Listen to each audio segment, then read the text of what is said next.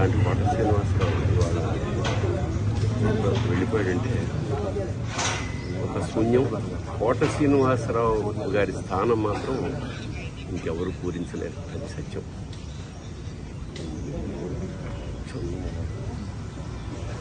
ఆయన మనశ్శాంతి, పరమేశ్వరుడు ఆ కుటుంబాన్ని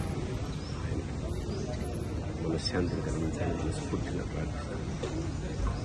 మాకు కూడా కొన్ని వందల వేల అనుభూతుల్ని మిగిల్చిన కోట ఇవాళ కూలిపోయి.